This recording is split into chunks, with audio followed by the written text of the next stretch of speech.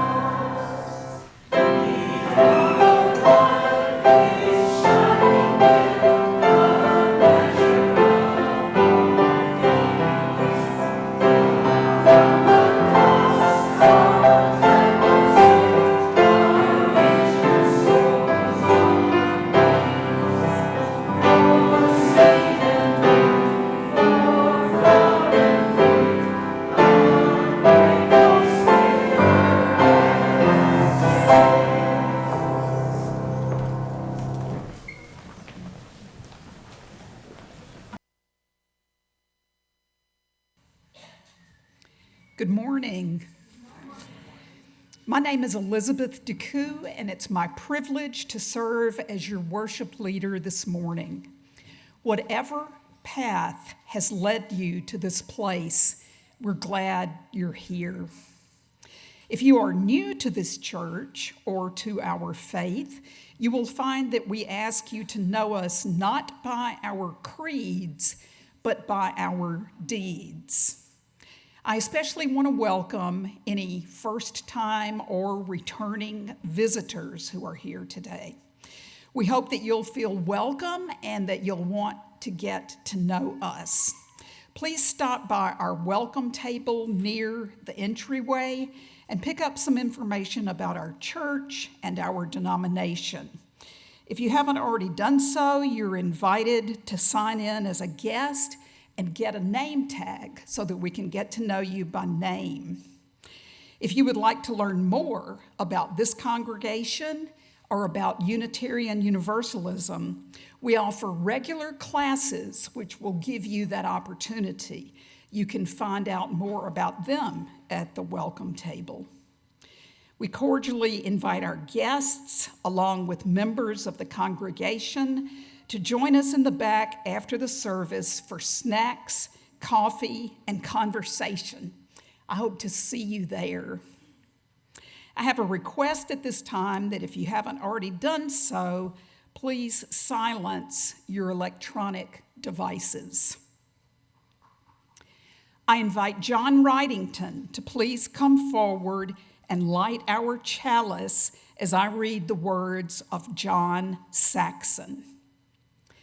Listen, can you hear it?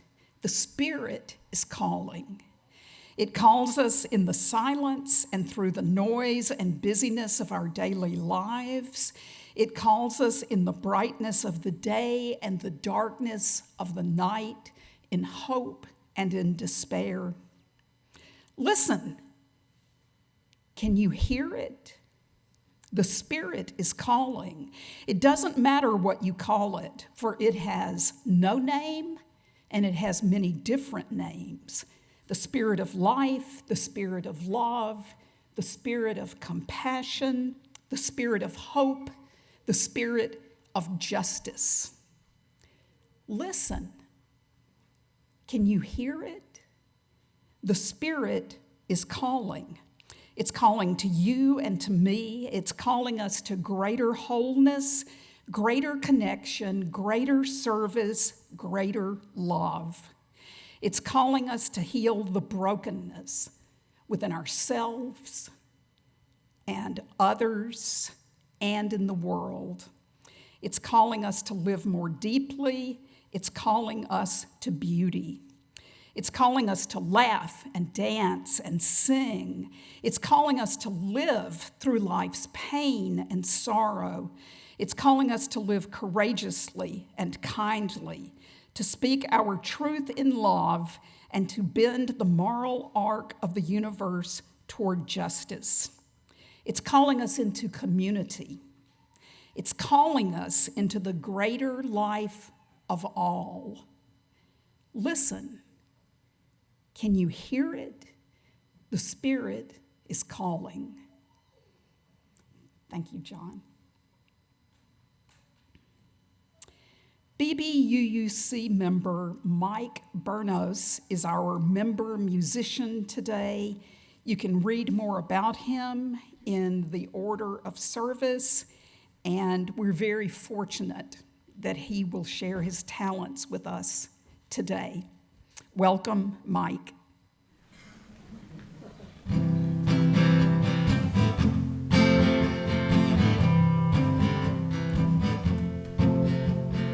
Climbed to the attic to see what I could find. Pictures of my past, time out of time. Lovers I once knew, some tried and true. Somehow they slipped through like a bird that flew. Friends and family, places I have seen, fill my jar with memories like rain in a jar. Though it seems like another world, I return anytime I know. Memories and dreams and an old photo. Picture of a boy holds his dinosaur. It's all that I have left. Time's taking the rest. Well, that's the way it goes. Chapters open and close. One journey begins, another slowly ends. Climb to the attic to see what I could find. Pictures of my past, time out of time.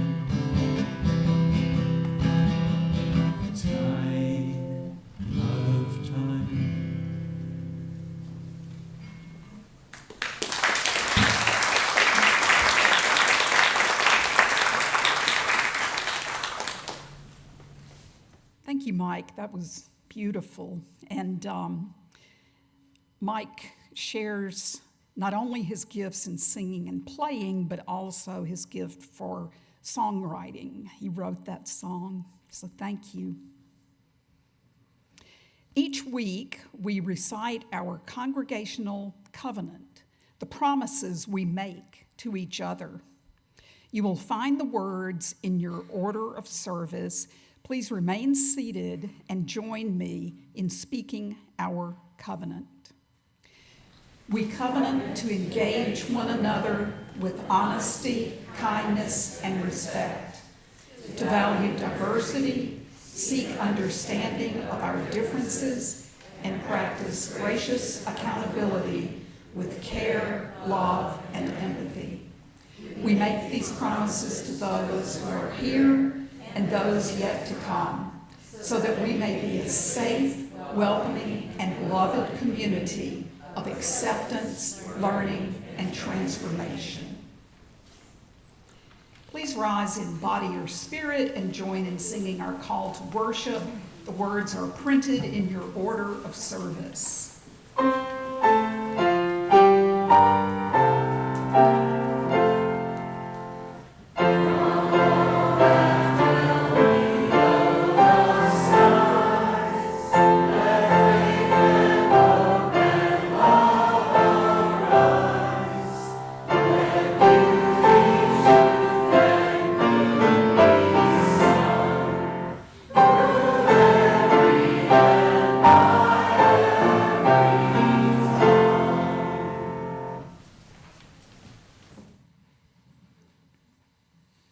Our affiliated community minister, Reverend Carmen Emerson, will present the time for all ages.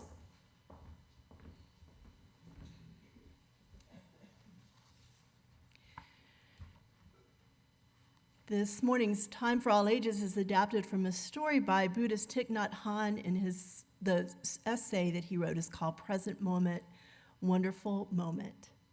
So life is available only in the present moment. This is a simple teaching of the Buddha, but very deep. If someone asks you, has the best moment of your life arrived yet? What would you say? Anybody volunteer an answer? What would you say? Has the best moment? What would you say? You don't know.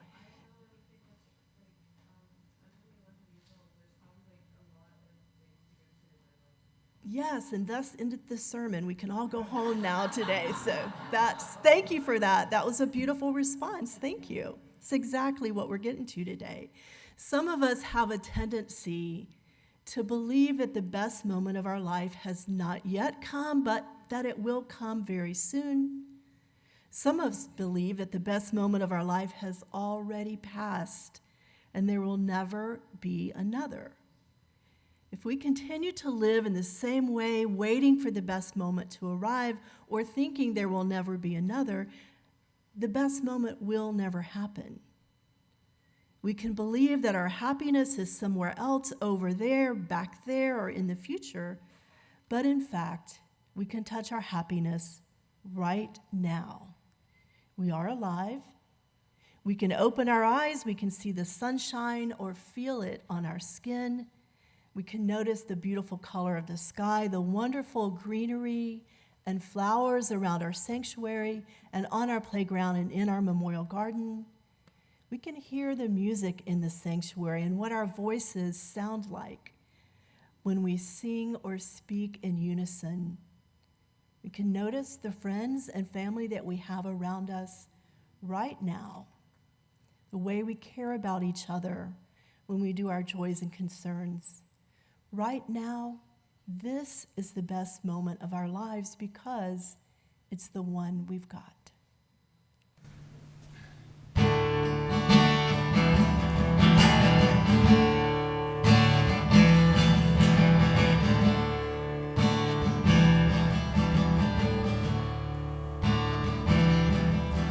Let the river rock you like a queen. Climb the treetops, child,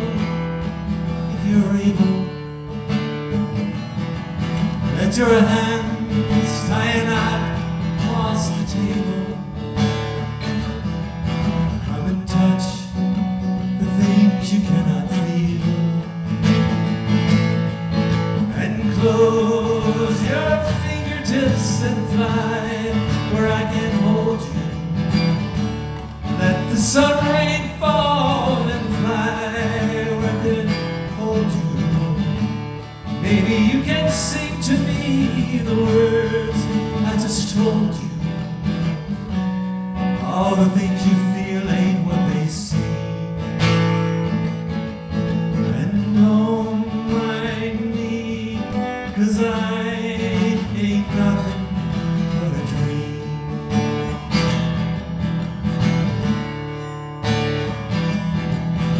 The mockingbird sings each different song. Each song has wings, they won't stay long. Those who hear think he's doing wrong, while the church bells toll their one-night song, and the school bell is ticking to the throne. Come here where your ears cannot hear, and close your eyes, child, and listen when I tell you. Follow in the darkest night the sounds that they impel you. And the song that I am singing may disturb or quell you. If all the sounds you hear ain't what they sing, then don't mind me, 'cause I ain't nothing but a dream.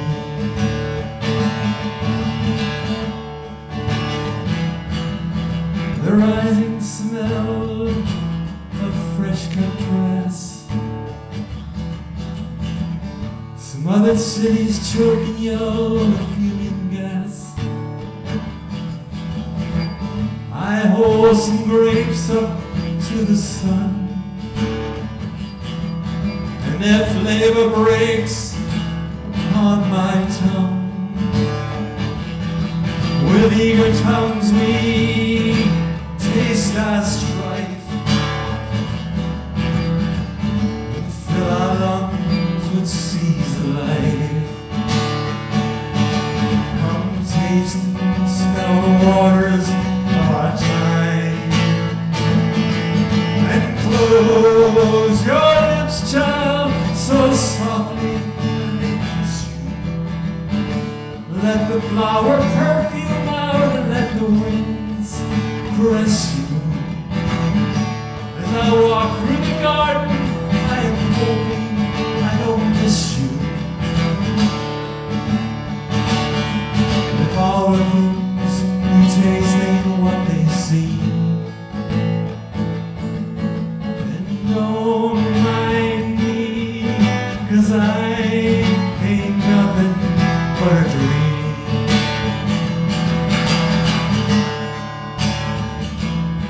You can follow, you can follow.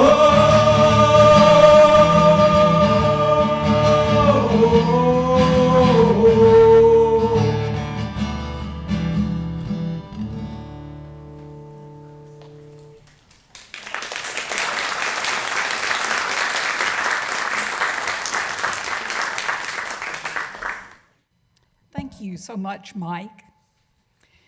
We take up an offering every week in this church.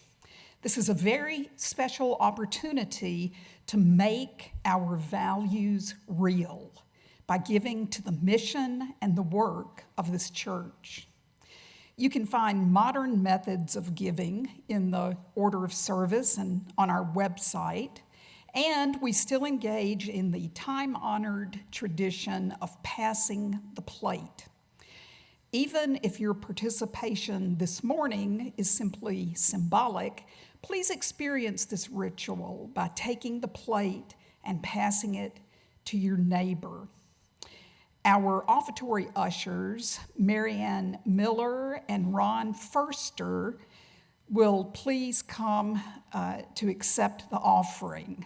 When the offering is complete, I'll ask you to rise in body or spirit to sing our offertory hymn, number 123, Spirit of Life.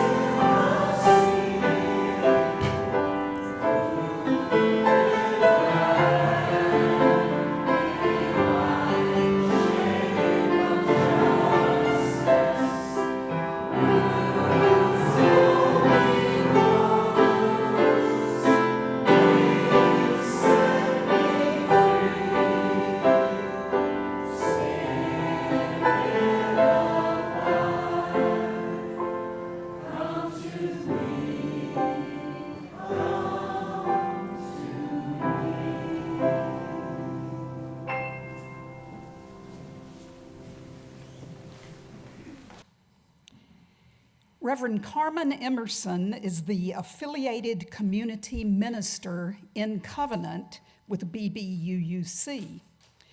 Reverend Carmen's work as an ordained Unitarian Universalist minister in full fellowship happens within the wider Jacksonville community as a board-certified chaplain and the coordinator of spiritual support services for Baptist Health System in Northeast Florida. Her experience as a parish minister includes 10 years of full-time service to our UU congregations in Albuquerque, New Mexico, Meadville, Pennsylvania, and Nashville, Tennessee. You can read more about Reverend Carmen on our website and in the order of service. Today, Reverend Carmen continues her second Sunday Spirit in Practice series. Reverend Carmen, the pulpit is yours. Good morning again. So for the past 7 months, once a month, we have devoted our second Sunday worship services to consideration of spiritual practices that help us to examine, strengthen, and deepen our UU spirituality, our UU ethics, our UU identity, and our UU faith as people practicing with integrity a covenantal religious tradition rather than a creedal or doctrinal one. I want to review these 4 threads for those who may be new to these series, and also just review it for those who may need a refresher. As I lift up each of these 4 threads, please remember that they are strongest. We are strongest and healthiest when these 4 things are woven together. So our UU spirituality is about our reverence for the interdependence of life, of which we all are a part. Our relationship with the Spirit of life that we just sang about, we love singing that song. Every time I'm here and we sing that, I can tell how much those words and singing that together means to us. Our UU spirituality is about our profound connection with transcending mystery and wonder imagined and known by many names and faces throughout the world.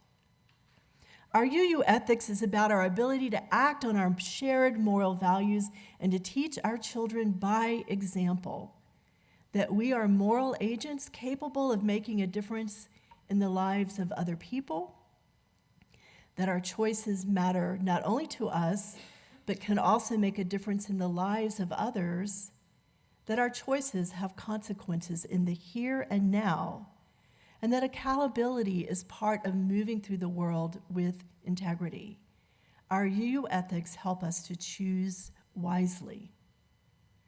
Our UU identity is our knowledge of, our understanding of, our connection to our evolving values, stories, symbols, history, theology, polity, and practices of Unitarian Universalism. We are an evolving and living faith tradition, never complete and never perfect. Our UU faith is about recognizing and understanding ourselves and one another as interdependent meaning makers who freely and intentionally choose to be in covenantal relationship with one another as we seek to fulfill our vision and live into our mission as this Unitarian Universalist congregation. Covenant is commitment to the kind of person you want to be, the kind of community we want to be, the kind of difference we want to make in the world as promise-making, promise-breaking, promise-renewing, and promise-keeping people. Please understand this about covenant. We will make promises with the purest and best of intentions, and when we break our promises, as no doubt we will, being human after all, we usually do that with some remorse, some regret, and some hope for reconciliation. Unless you're just a narcissist or a sociopath, and then they're always going to be in conflict, unapologetic conflict with someone, and that's a whole different sermon, not for today. But most of us will lean towards forgiveness, not indulgence in bad behavior, but forgiveness, rooted in our universalist heritage of understanding and hope and the belief that each one of us is redeemed by love and always worthy of such redemption. We seek understanding, we forgive, we begin again in love. Covenant is at the heart of our Unitarian Universalist faith, the place where living our professed values with integrity connects individual to individual, creates community, and connects our community to the larger world.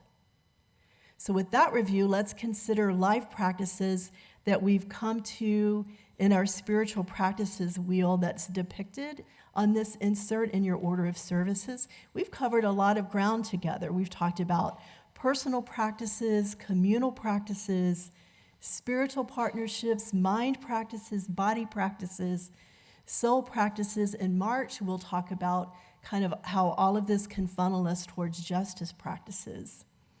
All of these other things that we've talked about could be things that we see ourselves doing separately. They could be considered a separate segment of our lives. Today, as we think about life practices, Life practices are about cultivating reverence for our wild and precious lives during the ordinary, everyday moments that we can sometimes take for granted, even when we want to believe that we are one of those people who lives our whole lives as a prayer. As in all of the other spiritual practices that we have considered, life practices also require intention, discipline, commitment, and accountability, meaning that every day we are called to mindfully engage with life in ways that reflect the values we profess.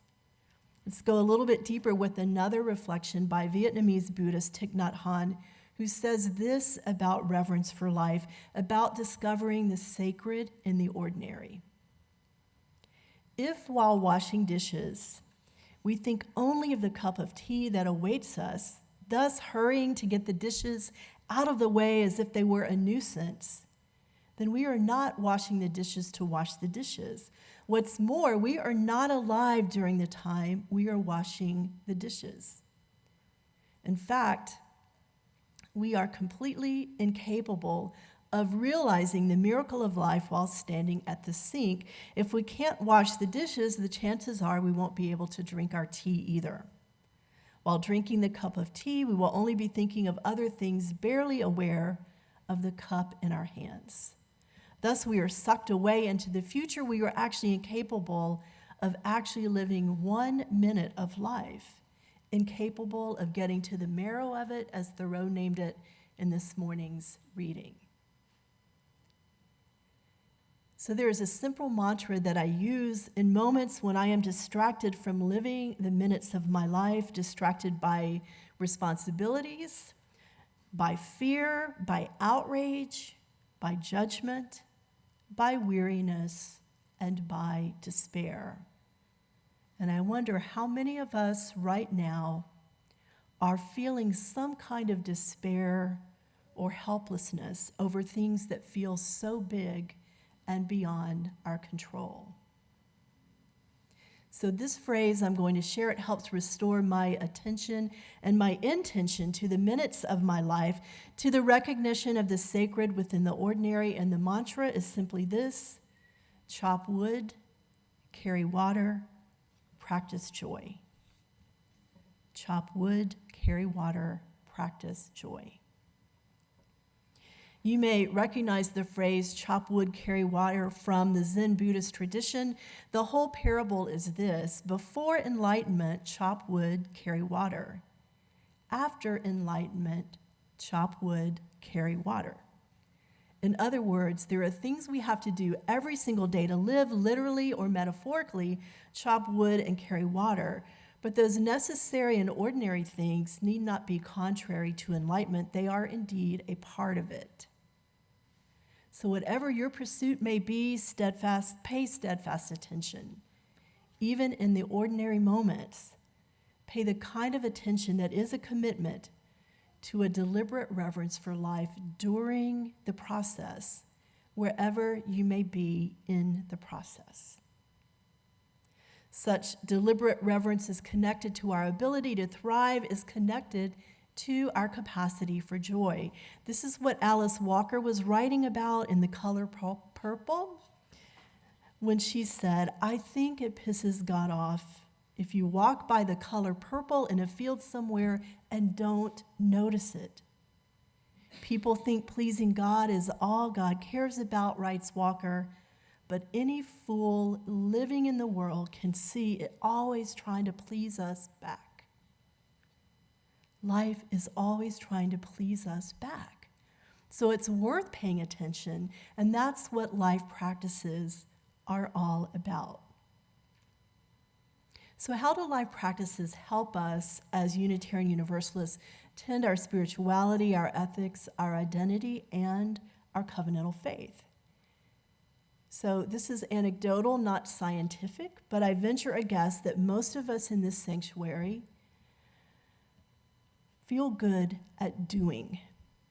We like accomplishing things, we take care of things, we get things done for ourselves and others, be they family or friend or stranger, from places of altruism, competence, generosity, reverence, and hope. We are people who get things done. Life practices remind us that yes, every day we must do things. Every day there is some need to chop wood or carry water, to wash dishes and brew cups of tea, to drive to work past dewy fields of purple and drive home during sunsets of extraordinary blends of orange and yellow and pink.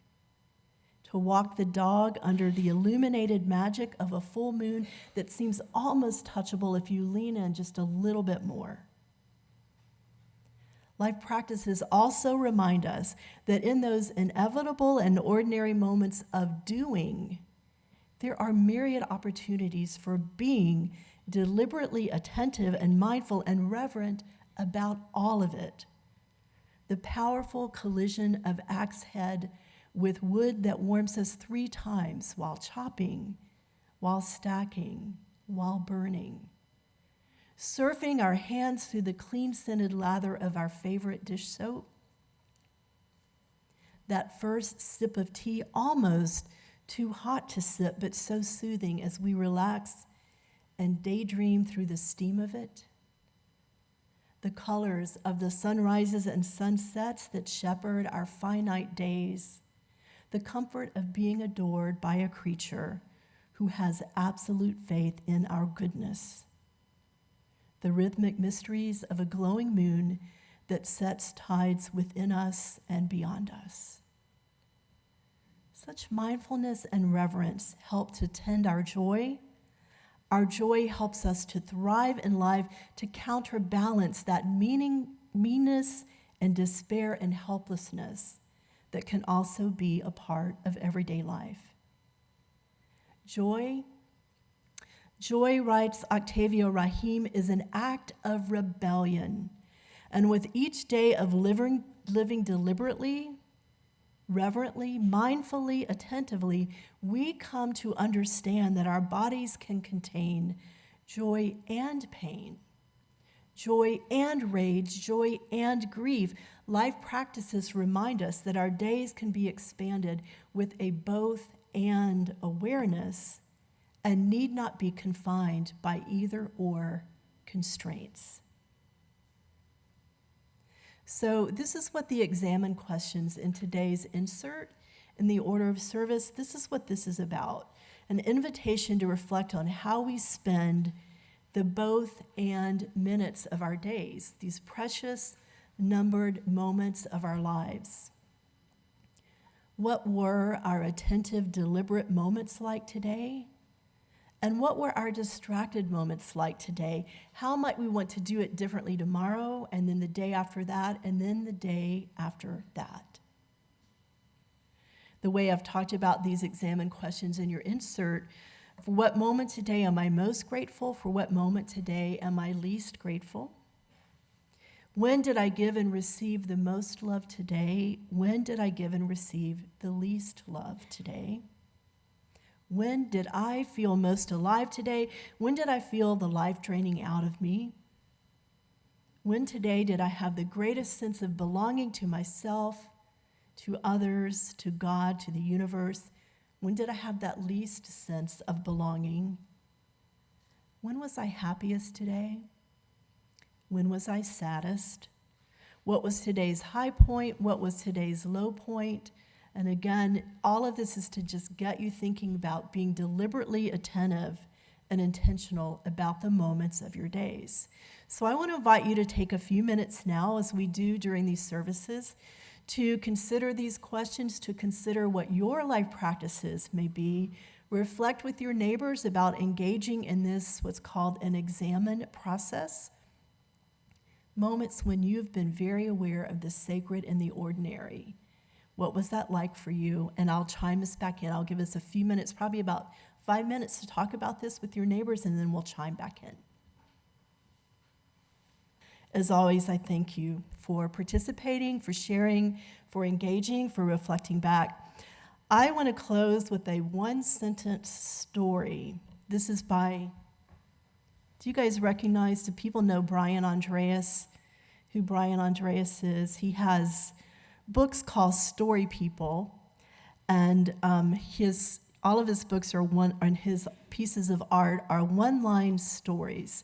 And this one is called Angels of Mercy. It was written in 1994, which is 30 years ago, but its message is timeless, I think. And this Angels of Mercy story people says, most people don't know that there are angels whose only job is to make sure you don't get too comfortable and fall asleep and miss your life. As we engage in life practices, tending our spirituality, our ethics, our identity, and our faith with integrity and with joy, may we be such angels of mercy for one another. Now I invite you to rise in body or in spirit as we join our voices together in our closing hymn, number 128.